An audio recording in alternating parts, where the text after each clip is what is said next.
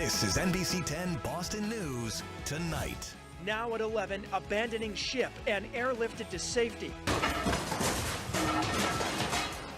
Rough water sending furniture and passengers flying. My friend and I and a lot of other people were completely underwater. Tonight, we hear from local passengers on board. Plus, apologizing after allegations. Tonight, Patriots owner Robert Kraft breaks his silence. Also, let it come out. Let people see it. The clock now ticking. How soon Special Counsel Robert Mueller's Russia report will go public. And sunshine tomorrow. We're warming up into spring. NBC 10 Boston Weekend Tonight starts now. First at 11, we begin with that developing situation off the coast of Norway, where more than 1,000 passengers were rescued from a cruise ship. Thanks for joining us tonight. I'm Nick Emmons.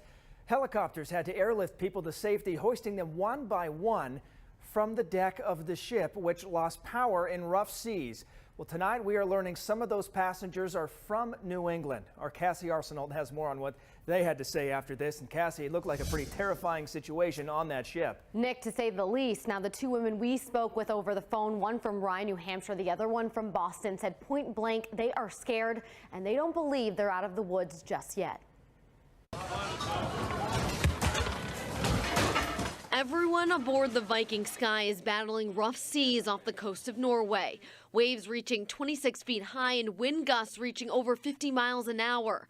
Over 1,300 passengers and crew trying to stay calm and sit tight, eagerly awaiting to be rescued, like Dr. Anne-Marie Decker from Rye, New Hampshire. A big, huge wave hit to our muster station while we were inside, and it broke open either the glass door or a window. I think it pushed open, and my friend and I and a lot of other people were completely underwater for a minute.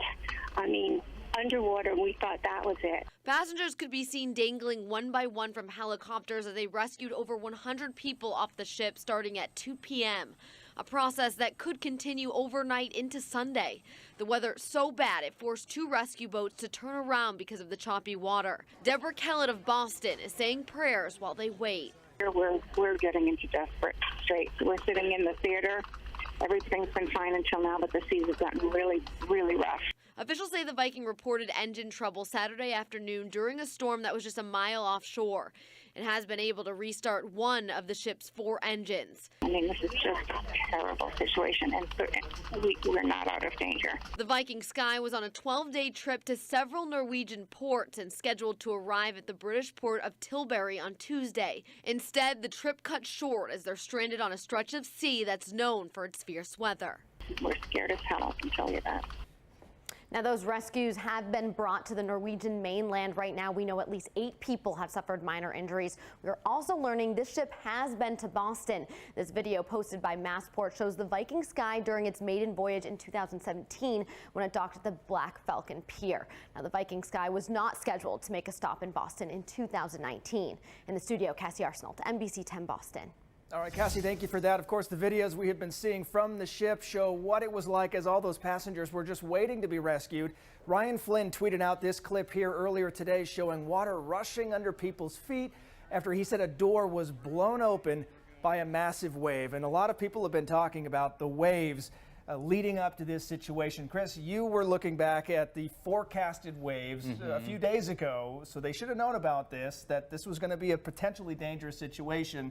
And what you forecasted was what we saw today. It did, and those wave heights were pretty extreme. You know, we don't know what their protocol is with wave heights. We don't know if that's what caused the engine failure. But what we do know is, as Nick said, you know, this is something that was forecast 2 days ago. And Nick and I were having a conversation before the show saying it's maybe not a question of can a ship be out in these conditions. It's should a ship be out in these conditions, right? I mean, these are cruise passengers, not a freighter with a seasoned crew.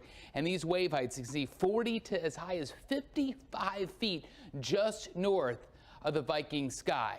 The wave heights have been dropping off, which is obviously good news for the rescue efforts and good news for the ship as it's kind of motoring out there just a couple of miles off of Norway. Much more in our local forecast, Nick, coming up in a few minutes. All right, Chris, thank you. And for updates on the Viking cruise ship, you can download our free NBC 10 Boston app or head to our website, NBC10boston.com. Also developing tonight, Robert Kraft breaks his silence, apologizing to friends and family and Patriots fans everywhere after being accused of soliciting a prostitute. Our Malcolm Johnson is live at Gillette Stadium tonight with more reaction. Malcolm. Good evening, Nick. The Patriot fans that we have spoken with have some mixed reactions about Robert Kraft's apology, which comes just days before the 2019 NFL owners meeting. I am truly sorry. I know I have hurt and disappointed my family, my close friends, my coworkers, our fans, and many others who rightfully hold me to a higher standard. Robert Kraft saying what he's wanted to for the last 4 weeks, a public apology following allegations that he solicited prostitution at a day spa in Florida.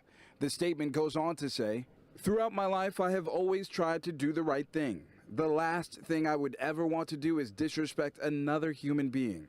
I have extraordinary respect for women. My morals and my soul were shaped by the most wonderful woman, the love of my life, who I was blessed to have as my partner for 50 years. Kraft concludes the note by looking to the future in saying, "As I move forward, I hope to continue to use the platform with which I have been blessed to help others and to try to make a difference. I expect to be judged not by my words, but by my actions. And through those actions, I hope to regain your confidence and respect." I think the apology is the first step. NBC Boston's legal analyst Michael Coyne says the apology is one step closer to reaching a plea deal where Kraft would enter a diversion program and have the charges dropped. He would complete a short program of education, pay a fine, and the charges ultimately will be expunged as they would for most first-time offenders. It's a terrific deal for first-time offenders, and that's why I think he's likely to take it. Fans now reacting to Kraft's apology. The fact that he apologized, it shows that he's truly sorry and he's owning up to his mistakes. Let the man live his life, because there's so many other people that do the same thing and nobody knows. And look, there's been a lot of discussion about whether the surveillance video from the spa will be made public. The Martin County, Florida Sheriff telling CNBC just yesterday that he expects it will be. We're reporting live tonight in Foxborough. I'm Malcolm Johnson, NBC 10 Boston. A protest in Pennsylvania turned violent after former police officer Michael Rosfeld was found not guilty in the shooting death of an unarmed black teen. Police say several shots were fired into the office of Rosfeld's attorney today. No one was hurt. Demonstrators had taken to the streets in support of 17-year-old Antoine Rose, who was shot last year as he and another teen ran away during a traffic stop from a vehicle matching the description of one involved in a shooting. According to police, 2 guns were found inside that vehicle. Now to the latest on the Mueller report. Members of Congress on both sides have been putting pressure on Attorney General William Barr to deliver on his word to release that report. Republicans like Senate Majority Leader Mitch McConnell say they want Barr to be open and transparent, while Democrats like House Speaker Nancy Pelosi are insisting the full report be made public. Republicans pushing for public disclosure of the report say they want to clear the cloud of suspicion around the president. There's no collusion that was found. Then it strongly vindicates President Trump, but it raises those serious questions about who's going to be held accountable at the FBI, the bad actors that had a political agenda. House Democrats say they are ready to go to court or even subpoena Robert Mueller to testify if the report is not made public. Meantime, dozens of President Trump's supporters gathered in New York City today to show their support, holding this rally outside of Trump Tower. Congressman Seth Moulton is one of the many Democrats calling for Mueller's entire report to be made public, and he told NBC 10 today that Congress shouldn't stop there.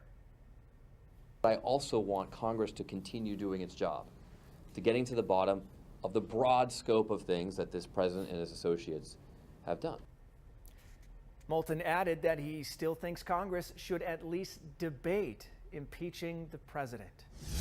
Now, the president spent part of his Saturday on the links at his Mar-a-Lago resort in Florida, joined by Kid Rock for a game of golf. He tweeted that photo earlier today. We turn our attention to Decision 2020 now, where 2 Democratic candidates are campaigning in New Hampshire this weekend. Senator Elizabeth Warren in Bethlehem today, where she took questions from voters on everything from LGBTQ issues to health care.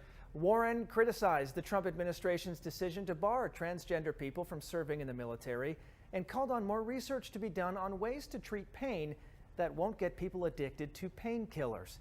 And Minnesota Senator Amy Klobuchar was at a town hall in Rye. She said it's time to bridge the divide and bring the country back together, accusing President Trump of doing just the opposite.